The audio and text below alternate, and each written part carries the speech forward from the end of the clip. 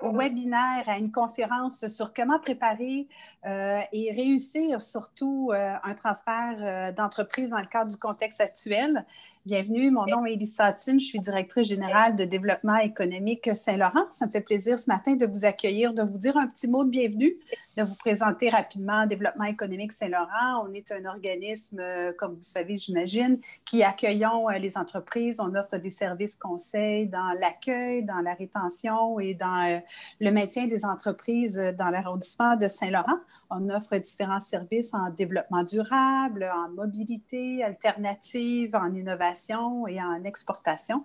On aura l'occasion aujourd'hui, peut-être avec mon collègue Joe, de vous en parler davantage, mais rapidement vous dire que Saint-Laurent, c'est quand même un bassin industriel important. 4 540 entreprises, dont 620 d'entre elles sont des entreprises manufacturières. On accueille à Saint-Laurent 260 filiales étrangères, donc c'est quand même un bassin important de nos filiales ici à Saint-Laurent. 109 000 emplois. On est en ce moment dans notre recensement, donc on aura des données un peu plus actuelles, je vous dirais, au début de l'année 2020, donc 2021, excusez, mais 110 000 emplois en 2019. Donc, on a hâte de voir l'impact de la pandémie sur le nombre d'emplois dans la région et 33 600 emplois qui sont reliés au secteur manufacturier. Mais aujourd'hui, on est là pour parler de transfert d'entreprise. Donc, je vous laisse tout de suite à notre commissaire qui est dédié au secteur manufacturier, M. Joe Tuccinardi. Alors, bonjour tout le monde. On est très content de vous avoir avec nous ce matin. Pour ceux qui ne me connaissent pas, Joe Tuccinardi, commissaire au développement économique, secteur manufacturier. Alors, mes responsabilités, c'est surtout le secteur manufacturier, mais j'ai une grande responsabilité au niveau de la relève entrepreneuriale auprès de notre entreprise et auprès des entreprises de Saint-Laurent. Alors, juste un petit background rapide de mon côté. J'ai 20 ans d'expérience dans le secteur privé comme chef de finance pour une compagnie manufacturière. J'ai fait du redressement en préparation pour la vente d'entreprise. J'ai été actionnaire et membre du conseil. On a vendu à un groupe britannique et à un groupe américain. Et j'ai été impliqué à 2 reprises du côté vérification, diligence. Alors, comment préparer pour la vente d'une entreprise. Et aussi, mon rôle, c'est un rôle de faire du maillage entre les acquéreurs potentiels et les vendeurs potentiels. On a un beau réseau de contacts avec des firmes de capital de risque et des firmes de capital d'équité. Et on a monté une table de repreneurs il y a en 2016 pour aider au niveau de la démarche pour les acquéreurs de compagnies manufacturières. Alors, ce matin, je vais être votre animateur et le processus, le déroulement du webinaire, rapidement, Oreste Limanco, que je vais présenter dans quelques instants, va vous faire une présentation sur le transfert d'entreprise dans un contexte courant de 45 minutes. Après ça, il va y avoir une période de questions de 15 minutes et en fin de compte, juste à pousser en haut de votre écran le Q&A, fonction Q&A pour les questions ou les commentaires. Pour les participants anglophones, vous pouvez poser vos questions en anglais, donner vos commentaires en anglais et c'est ça. Alors, sans plus retarder, je vous présente Oreste Limanco, président d'Oreste Coaching. Oreste est certifié avec International Coaching Federation. Il a aussi des certifications aux États-Unis. C'est un coach professionnel qui connaît le domaine de transfert d'entreprise. Alors, je passe la parole à Oreste. Merci, Joe. Première chose, j'aimerais vous souhaiter la bienvenue à cette conférence « Comment préparer et réussir un transfert d'entreprise dans le contexte actuel ». J'aimerais remercier le Développement économique Saint-Laurent pour cette opportunité et vous remercier en tant que participant à assister à cette conférence. Mon objectif, c'est qu'à la fin de cette conférence, que vous puissiez partir avec quelques pistes que vous pourriez utiliser dans votre démarche pour bien préparer un transfert de votre entreprise. Le déroulement de la conférence, on va commencer avec une question de perspective. Après ça, on va parler du processus. Par la suite, ça va être l'analyse de la situation actuelle. Ça veut dire comme cédant, comme vendeur, qu'est-ce qu'il faut faire actuellement. Après ça, on va partir à la vision et objectif pour la nouvelle entité. La nouvelle structure et le plan d'intégration et l'implantation est suivi. Et ça va être avec le repreneur.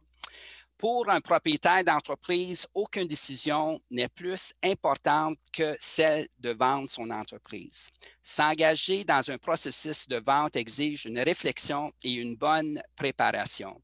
Il y a beaucoup d'émotions dans une vente d'entreprise. C'est l'une des décisions les plus importantes dans toute une vie.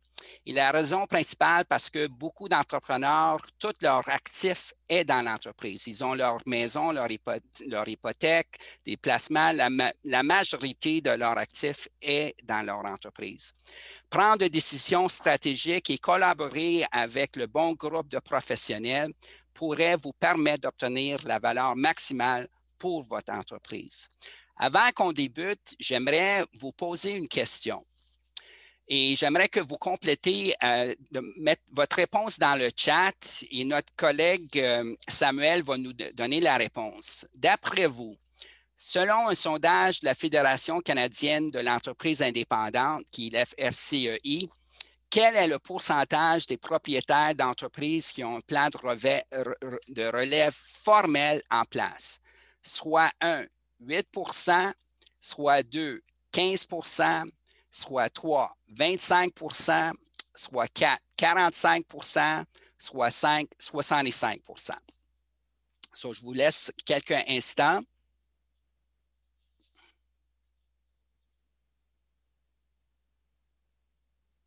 Et ça, c'était avant la pandémie, juste pour vous dire, avant la pandémie.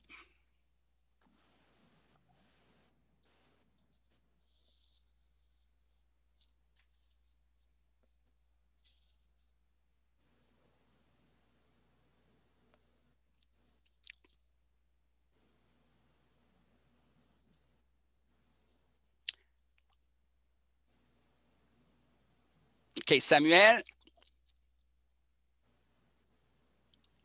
Ou je peux donner les réponses. Oui, si OK, c'est beau. OK, alors, réponse de Benoît Bélanger, 8 %. Réponse de M. David Risk de la Banque nationale, 1 à 8 %. Réponse de Vincent Bellemure, 2 %.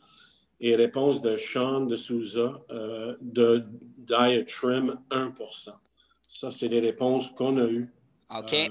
So, vous aviez parfaitement raison. Il y a seulement 8 % des gens qui ont un plan formel actuellement. Et ça, c'est vraiment, c'est pas beaucoup. So, selon l'étude des Fédérations canadiennes d'entreprises, la FCE, 72 % des propriétaires de PME ont l'intention de cesser leur activité dans les 10 prochaines années. Et ça, je vous dis, ça, c'était avant la pandémie. En effet, 51 % n'ont pas de plan du tout. 8 % n'ont aucun plan formel. Et juste pour vous dire que 41 % ont un plan informel. Ils ne savent pas exactement, mais ils pensent à ça. Mais l'aspect important dans ça, il va y avoir 1,5 billion de transfert d'actifs. 1,5 billion, là, en anglais, c'est 1,5 trillion. Ce n'est pas milliard, 1,5 billion d'actifs. So, il y a quand même beaucoup, pour ceux qui veulent acheter, il va y avoir quand même beaucoup d'opportunités pour ça. De nombreux propriétaires d'entreprises n'ont fait aucune planification de transition. Certains disent qu'ils n'ont pas le temps ou ne savent pas comment procéder. D'autres ne veulent tout simplement pas penser pour partir. Et je vais vous dire que lors d'un transfert d'entreprise, nous mettons beaucoup l'accent sur les aspects financiers, fiscaux et juridiques de la transaction. Cependant, l'aspect humain est souvent négligé, ce qui affecte les résultats de l'entreprise. Et ça, cet aspect humain, ça, je vais en parler beaucoup de ça. La planification et la communication sont des éléments clés d'un transfert ou d'une acquisition d'une entreprise réussie. Les entreprises doivent planifier soigneusement le processus avec l'aide de conseillers expérimentés. Puis moi, je parle les banquiers, les gens qui connaissent ça, les avocats, les fiscalistes, les coachs d'affaires, les gens qui ont l'expérience dans ça pour que ce transfert-là soit gagnant-gagnant en disant du cédant et aux repreneurs. Les entreprises peuvent perdre de la valeur s'ils ne sont pas bien préparés. Puis juste pour vous dire que ça prend entre 2 ans à 5 ans pour faire une bonne transition. Plusieurs propriétaires d'entreprises n'ont pas de plan de relève, soit parce que les gens sont trop occupés ou parce qu'ils ne connaissent pas le processus. Puis ça, c'est important de vraiment sérieusement de mettre ça en place. Une question de perspective, qu'est-ce que je voulais vous partager, c'est que si on se met dans le contexte d'un cédant, lui, il pense à la retraite, il va avoir un deuil, pour lui, ça va être l'impuissance, nervosité, la fierté, il y a les legs aussi, puis le futur. Le repreneur qui arrive, là, lui, c'est du changement qu'il va faire. C'est le leadership qu'il va mettre en place, la croissance qu'il pense à l'entreprise s'il va acquérir. Il est nerveux aussi, je peux vous dire. Il y a aussi les défis à ce niveau-là. Il y a aussi un risque qu'il peut prendre, puis aussi, il pense au futur aussi.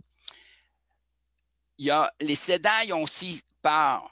On parle d'un statut de héros, leur identité, parce qu'actuellement, le peur de contrôle, le peur de l'échec, le peur de ne plus se sentir utile. Et c'est pour ça qu'on voit souvent les gens, ils travaillent beaucoup d'années ils gardent leur entreprise, ils ont de la difficulté à lâcher prise de leur entreprise. Et aussi, souvent, ils disent les professionnels, ils coûtent trop cher. Mais les hésitations, ils disent que c'est trop compliqué. Pourquoi je devrais me préparer si vite? Pourquoi je devrais prendre le temps pour me préparer? Et qu'est-ce que je devrais faire et tout ça?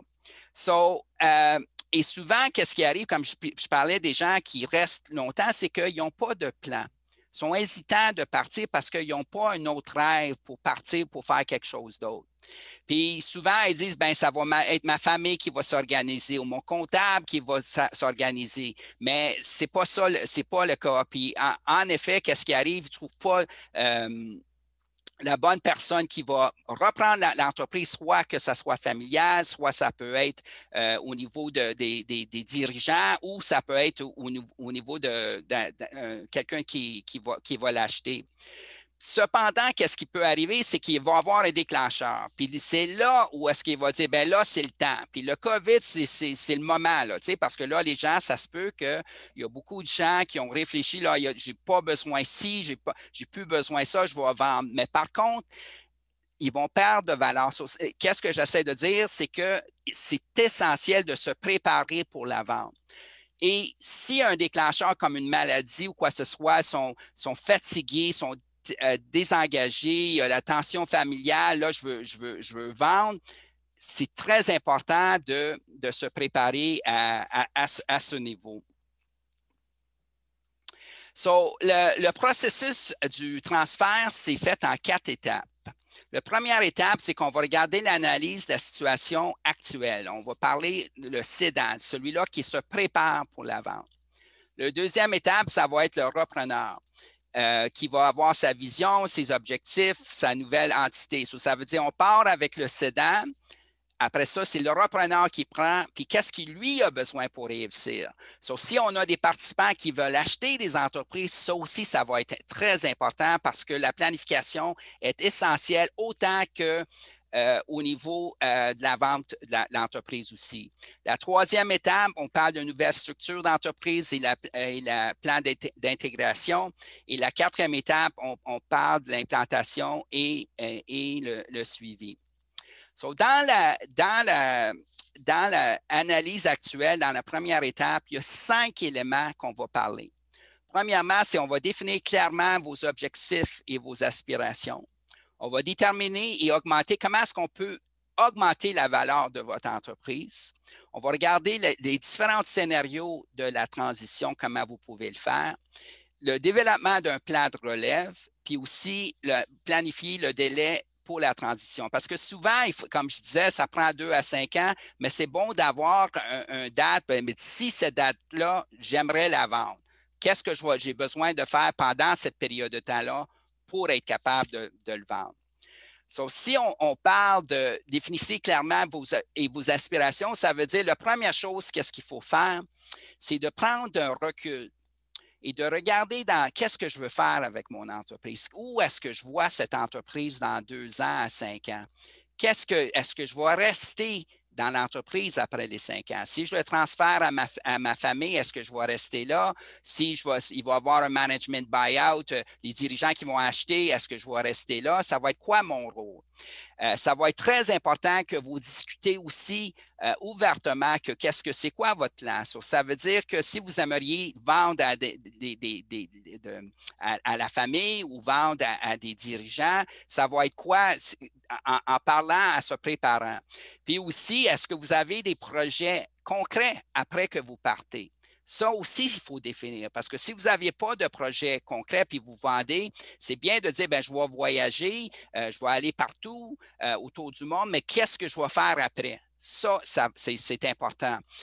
Aussi, de connaître votre besoin financier. C'est pour ça, souvent, je dis, c'est très important de parler à un planificateur financier parce que si votre entreprise vaut aujourd'hui 1 million, puis vous avez besoin de 2 millions pour prendre la retraite, mais qu'est-ce que j'ai besoin de faire pour augmenter cette valeur-là d'ici 1 an, d'ici 5 ans, pour que la valeur de l'entreprise soit 2 millions pour que je puisse prendre ma retraite, dépendant de vos besoins.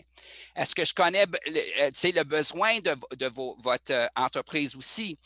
Ça, c'est important. J'ai-tu besoin d'investir dans l'entreprise actuellement pour augmenter la valeur aussi?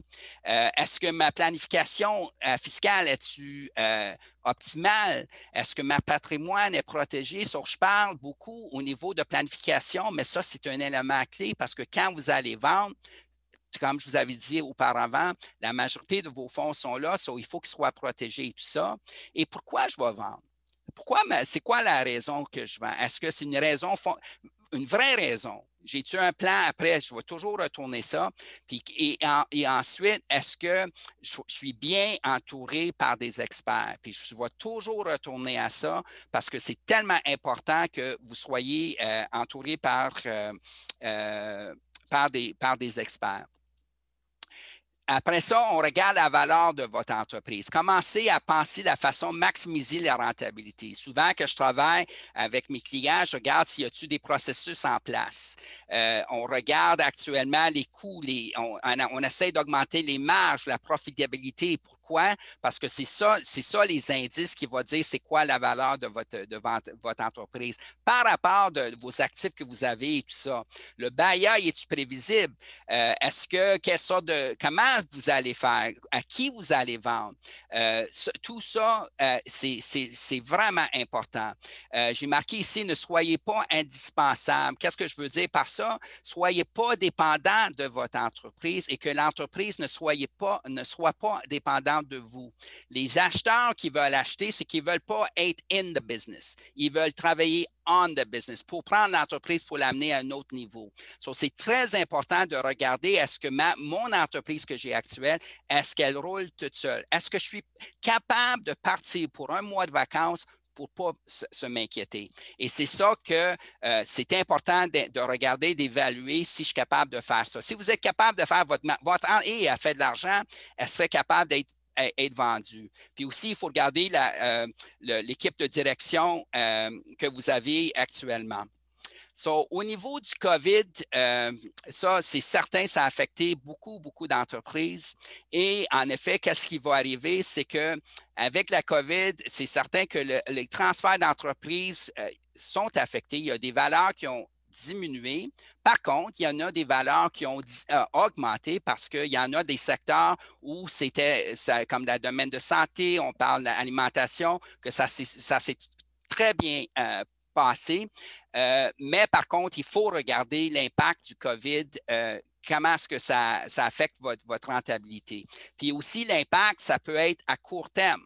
Parce que si on continue avec les vaccins et tout ça qui s'en vient, à long terme, elle peut se rendre rentable aussi. So, est-ce que l'entreprise a-t-elle un plan de continuité? Ça, aujourd'hui, c'est ça qu'ils vont. Est-ce qu'on a un plan de continuité? Ce n'est pas juste pour le COVID, mais si à un moment donné, il y aura une autre pandémie ou une autre situation qui arrive qui est hors contrôle, c'est quoi votre plan de continuité? Est-ce que les employés ont-ils la capacité de travailler à distance? À quel système de technologie est en place?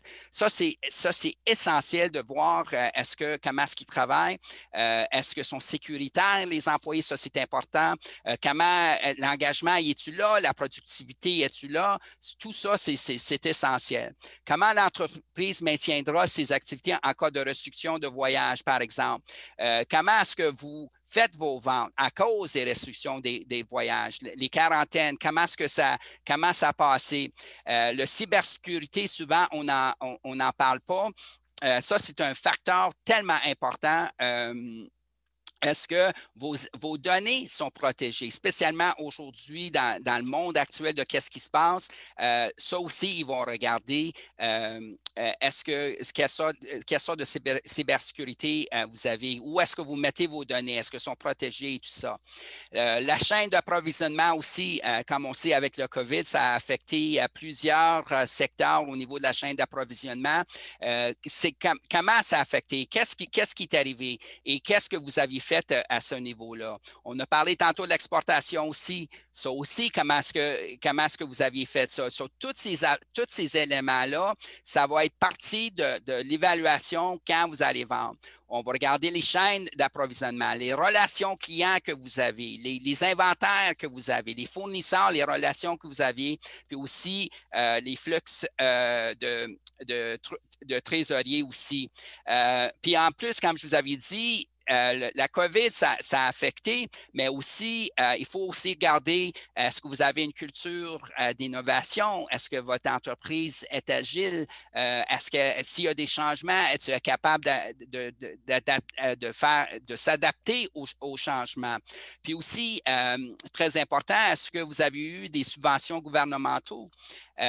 Actuellement, qu'est-ce que je fais avec mes clients? Il y en a plusieurs qui sont allés chercher les subventions salariales, mais là, on regarde qu'est-ce qu'on pourrait faire sans ces subventions salariales, parce que ça donne la vraie portrait de cette situation. So, suite après ça, vous allez dire, OK, vous avez 3 scénarios. De faire quand vous soyez prêt. Soit vous faites un transfert familial, si vous aviez des membres de la famille qui travaillent dans votre entreprise, ou ça peut être par des cadres ou des employés, ou ça peut être une vente, une externe de fusion. So, au niveau si on regarde transfert familial ou les cadres, c'est très important de garder quelles compétences devraient-ils avoir. Est-ce qu'ils sont capables de prendre les rênes de cette entreprise? Ça ne veut pas dire que si on a un super bon vendeur qui va être capable de devenir un excellent gestionnaire aussi. So, ça se peut que pendant cette période de temps-là, de transition, de préparation, que il prend des cours de leadership, il augmente ses compétences pour prendre les rênes. Aussi, est-ce que l'important aussi que dans le transfert familial, et si vous le transférez au cadre, le prix pourrait être moindre que si vous le vendez à l'externe ou quoi que ce soit. Ça, c'est quelque chose important. So, c'est tout ça à évaluer. Comment est-ce que vous allez le faire? Mais les 3 scénarios pour le transfert d'entreprise, c'est soit transfert familial, reprise par des cadres ou la vente externe. Dans un transfert familial, ça peut être les enfants d'autres membres de la famille, que l'héritage soit transféré. En outre, les entreprises cédées aux membres de la famille et ont tendance à avoir meilleurs résultats qu'elles soient vendues à propriétaires non familiaux selon le sondage BDC. Et la raison pourquoi, parce que les gens qui sont dans l'entreprise, ils connaissent déjà la culture d'entreprise. Cependant, il peut avoir des conséquences financières de donner la société à un membre de famille signifie que le propriétaire ne déposera pas le produit d'une vente pour financer sa retraite. Ça peut. Et même si la société est vendue à un membre de famille, l'absence du processus d'appel d'offres concurrentiel peut entraîner une baisse de prix, comme j'ai mentionné. So, c'est important. La communication est essentielle. C'est très important aussi que les rôles et responsabilités soient clairs et précis quand vous faites ça. Et si à un moment donné, les gens ne sont pas prêts pour prendre les règles, si je parle au niveau de transfert familial et reprise, ça ne vous arrête pas d'engager un DGA qui va gérer l'entreprise entre-temps que les compétences et l'expérience est acquis. Et ça, c'est quelque chose de très, très, très important. Un autre élément, qu'est-ce que je peux vous dire, c'est que le meilleur moyen de maximiser la valeur, c'est certain que c'est de vente à l'externe, mais par contre, ça peut créer des changements et aussi ça peut créer des performances sous-financières. Puis je peux vous donner un exemple. Si on regarde la fusion entre Lowe's et Rona, c'est certain que c'était une fusion stratégique, que je peux dire, au niveau de Lowe's. Par contre, qu'est-ce qui est arrivé avec cette fusion-là? Lowe's ont commencé de mettre l'impact, leur savoir-faire via Rona. Par exemple, si on peut dire, vendre des poêles, des frigidaires, ils ont fait beaucoup de changements très vite et ça a affecté la rentabilité de Rona en effet. So, l'important, c'est que c'est aussi développer un plan de relève. So, aussitôt que vous identifiez votre relève, quelles sont vos attentes et celles de votre successeur? Souhaitez-vous continuer d'œuvre dans l'entreprise ou membre dans, qui va être? Quel sera votre rôle, comme j'ai mentionné? La formation, ça va être pendant la préparation. C'est tellement important de s'assurer que les gens ont la formation pour être capables d'avoir la relève de ça. Aussi, très important, c'est que qu'est-ce qui va arriver, c'est que si quelque chose arrive à vous entre-temps, qui va prendre la relève et tout ça? Et souvent, qu'est-ce qui manque, comme je vous dis, et c'est la manque de communication qui cause l'échec. Souvent, tout est laissé en haut et c'est pas véhiculé en bas. Et l'aspect dans tout ça, c'est qu'il sera important d'établir votre plan relève, aussi appelé votre plan de transition, celui d'être bâti en rigueur et surtout être communiqué clairement tous ceux qui sont concernés. Ça, c'est essentiel.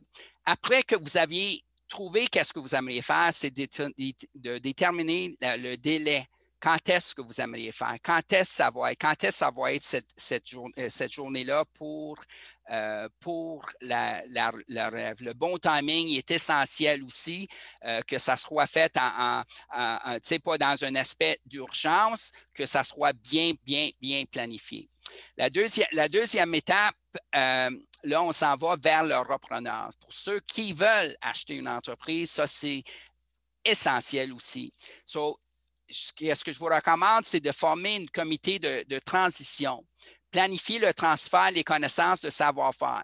Parce que souvent, l'entrepreneur qui a son entreprise, les processus et tout ça ne sont pas écrits, sont laissés, il n'a pas ça. C'est très important d'aller s'assurer que le savoir-faire du dirigeant qui vend son entreprise, que vous êtes capable de capter toute l'information. Là, vous commencez à établir une mission, des valeurs, la vision. Ça, je parle souvent que ça, c'est les points, la fondation d'une entreprise, que ça soit clair que l'entreprise que vous achetez, la mission est claire, les valeurs sont claires et la vision soit claire. Et aussi que ça soit tout communiqué à tous les employés et qu'est-ce que vous aimeriez faire à ce niveau-là, que tout le monde soit au courant de comment est-ce que ça va aller.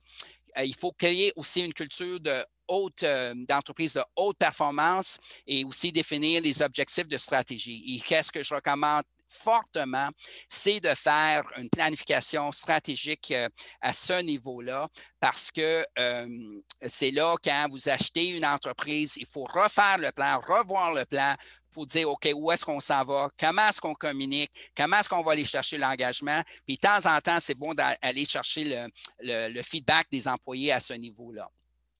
So, pour l'objectif du repreneur, quand lui achète, il y a quatre raisons pour qu'il achète. Première chose, c'est accroître le part du marché. Il va aller chercher plus le marché, éliminer la concurrence. Souvent, on voit ça aussi. Compléter la situation, le processus actuel avec des services. Ça veut dire acheter une entreprise pour complémenter qu'est-ce qu'il y a actuellement. Il y a des comptes à recevoir, il y a des clients. Bien là, je peux vendre mes produits actuels à ces clients-là ou je peux vendre mes produits à ces clients-là. Ça pourrait être une raison. Puis aussi, ça pourrait aussi, à cause que vous aimeriez acheter une entreprise, à cause ils ont une valeur de connaissance de plus que vous avez que pourrait vous compléter dans qu'est-ce que vous faites. Ça, c'est important. Ça, c'est les quatre raisons pourquoi est-ce que les gens, normalement, ils achètent une entreprise. La nouvelle structure de l'entreprise, la troisième étape, c'est il faut établir un nouvel organigramme. Et ça, je parle avec les gens que vous achetez, de qui ça va être. Mettre en place une équipe de direction et un conseil de direction. Ça, c'est essentiel. Définir les rôles et les responsabilités. Ça veut dire si le cédeur y arrive, ça va être quoi son rôle quand il va travailler en entreprise? Souvent, je vois qu'ils vont peut-être rester 1 an, 2 ans, mais ça va être quoi? Qu'est-ce qu'on attend de cette personne-là pendant qu'il va rester là? C'est important d'intégrer toute la comptabilité, les systèmes, on parle de KPIs, les ERC, la production, la vente, marketing, comptabilité, tout, que ça soit tout intégré. Puis encore, qu'est-ce que je peux vous dire, c'est que ça soit communiqué. Très, très, très important. À chaque étape, qu'est-ce que vous allez faire? Voici, on va faire ci. D'ici ce temps-là, on va faire ça d'ici ce temps-là pour que les gens soient conscients de ce qui se passe et que l'engagement des employés reste là parce que souvent, s'ils ne sont pas au courant, il y a trop de changements, il y a trop de choses qui arrivent en même temps, les gens quittent. Ils n'aiment pas ça. C'est plus l'entreprise comme est-ce que c'est. Puis souvent, on va attendre, ben, on faisait ça avant comme ça, mais là, il faut faire ça comme ça. Mais là, aujourd'hui, il faut dire, OK, on va faire ça comme ça aujourd'hui, mais voici pourquoi qu'on fait ça. Et ce n'est pas parce qu'on fait ça comme ça. Ça, c'est important. Sur la communication, c'est essentiel. Puis je veux encore dire que l'engagement des employés, c'est essentiel. Et après ça, on fait l'implantation. On fait la gestion du changement. Ça, c'est tellement important. Et juste pour vous dire que des études démontrent au niveau de gestion, 65 à 70 des projets de changement n'atteignent pas les objectifs attendus. Pourquoi? Trop peu d'efforts investis à préparer et à soutenir les dirigeants et les employés dans l'approbation du changement. Ça veut dire que quand vous faites un changement, c'est important d'avoir le buy-in des gens, essentiel, que tout le monde sont tous sur la même longueur d'onde et que tout le monde sait où est-ce qu'on s'en va. Un autre aspect important, c'est la bonne gouvernance. On fait des conseils d'administration, on a aussi au niveau d'actionnaires, il y a aussi des conseils de famille. Tout ça, ces éléments-là, c'est vraiment, vraiment important. Créer une culture d'entreprise de haute performance, c'est un plan pour communiquer régulièrement la stratégie à toute l'organisation et afin d'aider une culture à haute performance et d'augmenter l'engagement des employés. Si dans tout ça, soit dans la préparation, soit avec le repreneur, la communication, il faut qu'elle soit claire, il faut qu'elle soit précise. Et l'absence, souvent, la raison pourquoi ça ne marche pas, les transferts d'entreprise, c'est l'absence d'une planification pertinente, l'absence d'une saine communication et l'absence du capital. So, si la planification n'est pas faite au départ, comme je vous avais dit au départ, ça ne marchera pas. Quand le repreneur y arrive, s'il n'y a pas de planification qui est faite au départ aussi, ça ne marchera pas. Puis l'important, c'est que la communication est essentielle. Et aussi l'absence de capital. J'aimerais vous laisser un but sans plan est juste un souhait. C'est essentiel d'avoir un plan. Sinon, it's just a dream. C'est tout que c'est. Je ne sais pas, ça c'est les références, OK. Je ne sais pas, Joe, s'il y a des questions. Merci, Oreste. Merci infiniment pour ta présentation. C'est super intéressant. Même moi-même, que j'ai un peu vécu dans ce domaine, on apprend toujours. Hein? Je veux dire, c'est vraiment excellent. Et on apprécie énormément ta présentation. En fin de compte, avant de passer à la période de questions, j'aurais moi-même des questions à poser. Mais on ouvre le forum à les questions. Alors, si vous avez des questions, chers participants, n'hésitez pas de les poser en français, en anglais.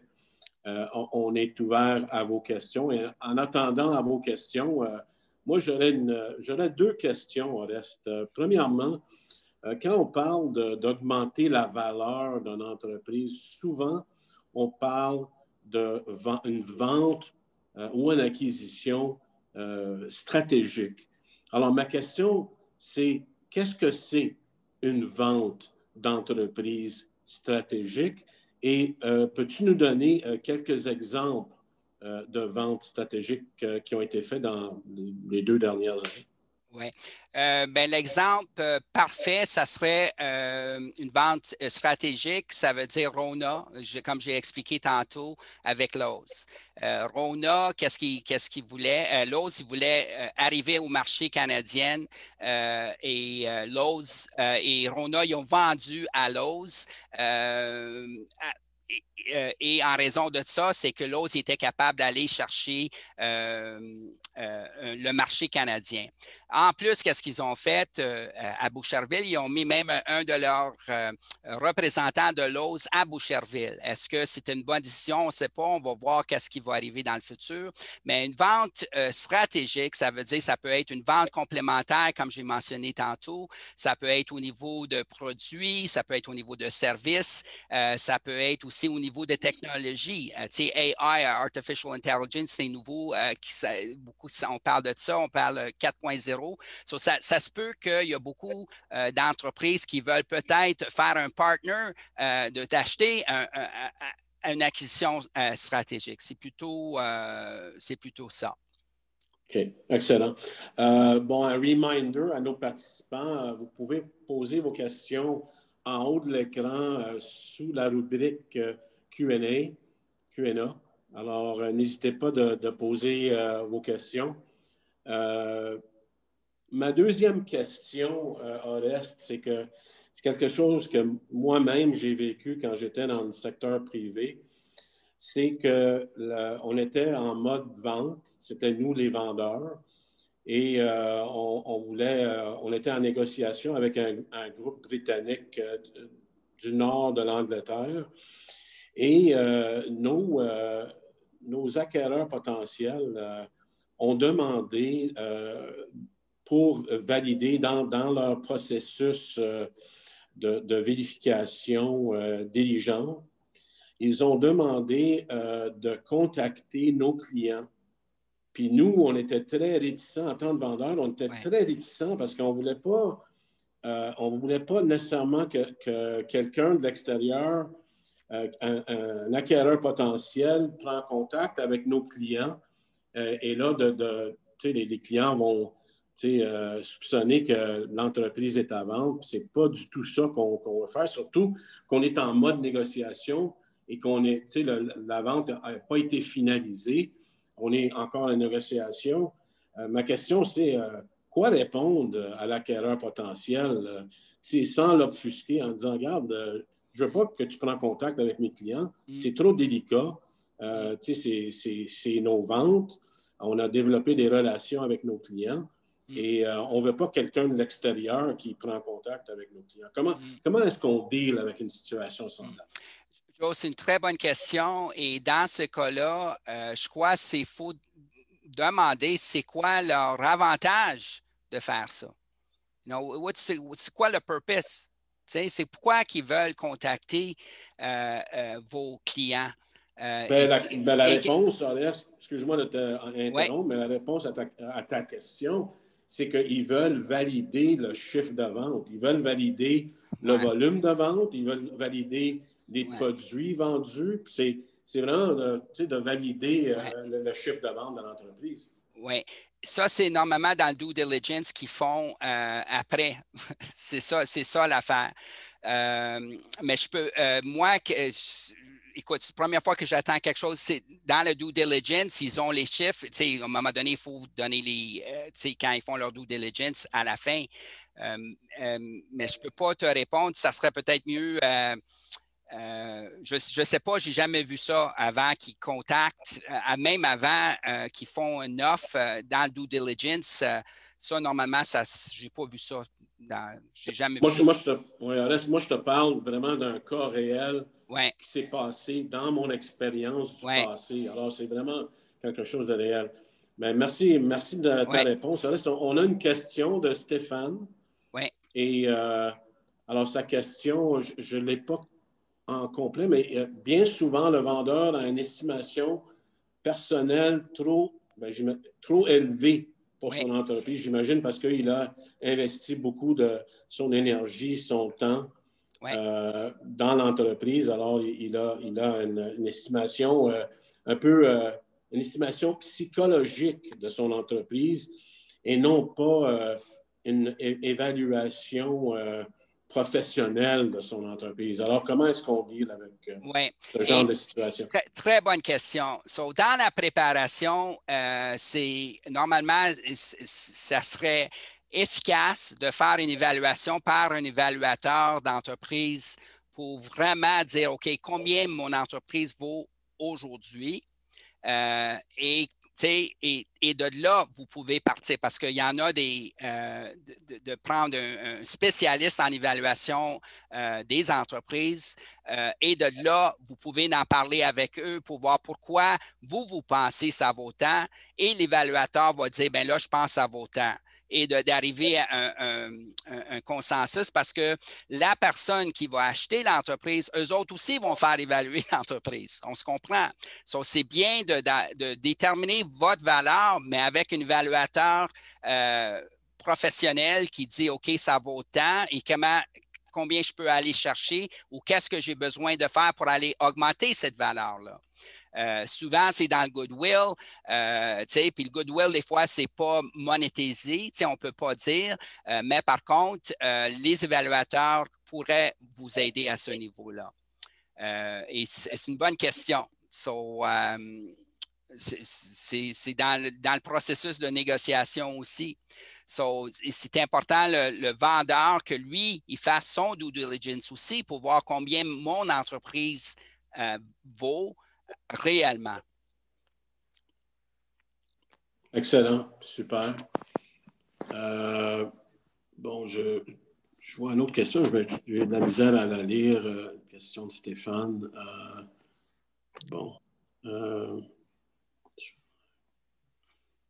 N'hésitez pas de poser vos questions dans la rubrique Q&A, comme j'ai mentionné, que ce soit en français, en anglais, ou même des commentaires même. Alors, j'ouvre la session là, pour les questions. Alors, allez-y, chers participants. N'hésitez pas. Joseph?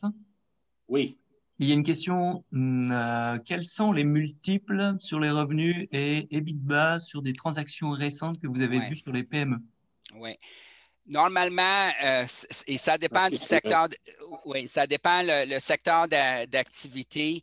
Normalement, ça passe par le EBITDA. Par contre, qu'est-ce qu'il faut savoir aussi? j'aimerais pas dire c'est tant à tant. Je ne suis pas un évaluateur agréé, mais normalement, ça fonctionne par l'EBITDA. Mais par contre, qu'est-ce que je peux vous dire? C'est que si, comme Joe a mentionné, si quelqu'un veut acheter votre entreprise en raison d'une stratégie, mais là, l'entreprise vaut plus que qu'elle peut valoir parce que ça va donner un gain tout de suite à la nouvelle entreprise. Ça va continuer avec l'entreprise actuelle et aussi elle pourrait aller chercher d'autres fonds à ce niveau-là. Le EBITDA, ça peut être 4,3, ça peut être 5, ça dépend je ne peux pas vous dire, je veux pas vous dire c'est combien parce qu'il y a beaucoup d'autres facteurs qui viennent avec l'évaluation. C'est pas concret. Ça dépend qui l'achète, ça dépend l'avantage de la personne qui l'achète. Si on regarde dans un marché ou de croissance aussi, ça peut valoir plus qu'un marché qui est stagnant aussi. So, je ne peux pas vous dire c'est combien l'EBITDA. Je ne suis pas un évaluateur. C'est pour ça que je vous dis de vous entourer par des spécialistes. Moi, je travaille au niveau de stratégie. So, je l'accompagne le cédant jusqu'au repreneur, mais par contre, on s'entoure avec des spécialistes qui vont être capables de vous dire, OK, c'est ça, un fiscaliste au niveau de fiscalité et tout ça. So, malheureusement, je ne peux pas vous dire exactement c'est combien le bêta, les montants. Oreste, oui. Excuse-moi, de mon côté, je veux juste commenter sur la question du multiple. Quand on parle le secteur de fabrication métallique à Saint-Laurent, qu'est-ce qu'on a vu? C'est sûr que pour les ateliers d'usinage, on parle d'un exemple, les ateliers d'usinage, c'est un secteur qui est super saturé et en plus, il y a toute la question de Bombardier et l'avenir chez Bombardier. Dans les années 2000, les multiples dans les transactions que moi-même j'ai vues roulaient entre 8 à 10 fois l'EBITDA. Mais aujourd'hui, avec toutes les incertitudes et la saturation du marché, avec un grand nombre d'ateliers d'usinage, pas juste chez nous, mais à travers le Québec, les multiples ont tombé de 8 à 4. Alors, l'année 2000, c'était entre 8 à 10. Aujourd'hui, c'est entre 4 à 6. Alors, je ne sais pas si ça répond à la question du participant, mais c'est qu'est-ce que moi-même j'ai vu dans le marché. Alors, on a une autre question en anglais cette fois. I understand there are variables, but what has been the range of recent transactions that he's seen? You may want to answer that one in English, Orest. I'm not sure I understand the question, but variables in terms of a range of recent transactions that you've seen, Orest. What are the variables that would affect that range of value in those recent transactions? Yeah. So what I'm currently what I'm doing right now, I'm preparing for the sale. That's I'm preparing the sedan for the sale, and then we take them from the repreneur. I do have clients that are looking for transactions, but recent transactions, I don't know. I really don't understand the question. Okay, or it's actually the question was answered previously with the multiples. I think that was the question, the range of multiples. So the question was answered. Okay. All right. Thank you.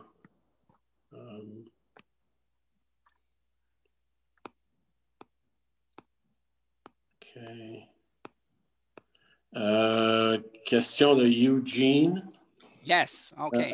Where can someone go to discover what businesses might be for sale or looking to purchase? Does such a list or association exist that would facilitate finding such companies?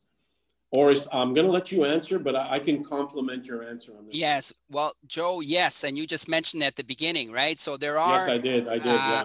Yeah, you do that. There's the CETEC, Centre de transfert d'entreprise du Québec, but I'm not sure if it's the same depending on the business. Le CETEC, what they do is they have people that sell businesses and they have des repreneurs that want to buy businesses, I would definitely get out there and say what type of industry, be clear on what type of business you want to get. That's essential. And then try and have someone to look for your type of business, because there are people that do that also, that do seek businesses to find a business, that sell businesses and also look for businesses also.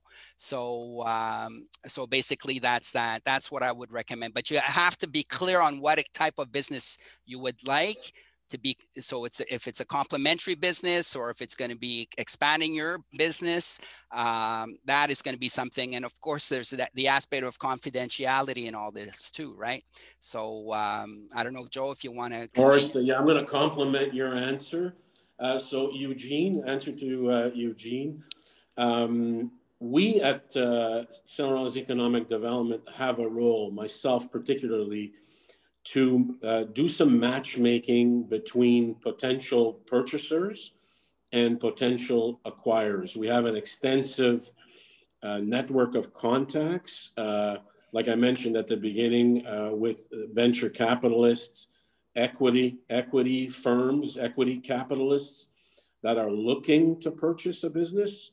And on the sales side, while I spend a lot of my time in the field, I visit roughly about 100 companies a year. I develop relationships, and sometimes entrepreneurs approach me and say, "Look, I'm looking to sell my business. Do you have any potential acquirers?" Or it could be the other way around. They're in an acquisition mode, and if they're in an acquisition mode, I usually ask them to provide me with an investor's profile detailing how much money do they have to invest? What type of sectors do they want to invest in? What kind of sectors they don't want to invest in? Are they going to be passive or active investors? Do they want to keep the current owner-manager on for the transition period? Many questions so that I can prepare my search, but it's not something that happens on a daily basis. Okay, it's something that through time, through the development of close relationships with the entrepreneurs, they feel free and they feel comfortable in sharing that kind of information, and thus, I guess I'm your contact point, whether you're a potential acquirer or whether you're a potential seller. I'm your contact point. And, we can go from there. I mean, in terms of preparing for a sale or a purchase, Orest is your contact point in terms of preparation and succeeding. But in terms of matchmaking, my role is to identify potential acquirers or sellers, to introduce the parties, to lay the context of the meeting, and then, let the parties negotiate. So that is the role of St. Laurent's Economic Development. It's so that's it. So Eugene, hopefully that answers your question. I have another question by Stéphane. His question is: si mon garçon aimerait acheter mon entreprise en partie 50%, exemple, mais il n'a pas la liquidité, comment faire et quelle sera la bonne méthode de financement? Orest, you want to take that one? I mean, okay, definitely. Then they have to go and see their banker, first of all. That's what I would do. I would go see their... En français. Excuse-moi. Oui, OK, c'est bon. J'irai voir votre banquier avec c'est quoi votre projet. Ça va être sûrement, ils vont vous demander un plan, comment est-ce que ça va être fait. Et aussi, le 50%, comment est-ce qu'il va être remboursé, si ça va être sur combien d'années, le montant et tout ça. Puis aussi voir, est-ce que la compagnie va être capable de rembourser. So, je commencerai d'aller voir votre banquier pour l'achat de votre entreprise. Et aussi, si je peux ajouter au niveau stratégique, comme moi je fais, ça va être très important si le 50%, ça va être quoi les rôles et responsabilités de chacun des partenaires. Parce que souvent, je vois que c'est pas clair, un fait quoi, puis l'autre, il fait quoi. Ça va être important de déterminer suite à la transition, l'achat, qu'est-ce qui va être les rôles, puis aussi les accountabilities et tout ça, là. Je pense que ça vous aide. Ça répond à votre question. J'ai une autre question de Benoît Bélanger cette fois. Il devrait voir son comptable. Alors, il répond à Stéphane. Ah oui, il devrait aller voir son comptable. Oui. Ouais. Différentes stratégies existent afin de faire cette ouais. transaction. Alors, ce n'est pas une question, c'est plutôt un commentaire, ouais. une réponse tout à à la fait. question. Oui, et voir son comptable aussi au niveau de fiscalité. Ça, tout à fait, tout à fait. Excellent. Alors, bon, je pense que ça termine. Regardez, si vous avez d'autres questions, n'hésitez pas d'utiliser le Q&A. Mais je pense que ça termine. Moi, j'ai plus de questions dans le Q&A. Peut-être on peut terminer là-dessus, Oreste. Est-ce que tu es confortable avec ça? Oui, j'aimerais juste encore vous remercier pour votre participation. Si vous avez des questions, vous pouvez me contacter info@orescoaching.com. Ça me fera plaisir si vous avez d'autres questions. Merci encore, Joe, Lisa et aussi le DSTL de me donner cette opportunité. Je suis là pour vous, je peux vous dire ça. Et assurez-vous que vous commencez à vous préparer, même je parle au niveau de professionnel aussi, ça c'est important aussi, d'avoir un plan qui appelle ça un exit strategy, c'est important. Alors, j'aimerais closer, moi, de mon côté. Alors, un grand merci à toi, Oreste. Très apprécié ta présentation, excellente présentation. Alors, n'hésitez pas, chers participants, de prendre contact avec Oreste si vous voulez parler d'un transfert d'entreprise, de planifier un transfert d'entreprise. Un grand merci à tous les participants. On apprécie votre participation ce matin. I thank you to all participants this morning. We really appreciate your interest in the topic, and hopefully we can come up with other conferences, other webinars in the future on related topics of sale of a business or purchase of a business. Alors, merci à tous les participants. Merci, Lisa, pour ta présentation au début. Alors, ça termine le webinaire. Passez une bonne journée. Merci.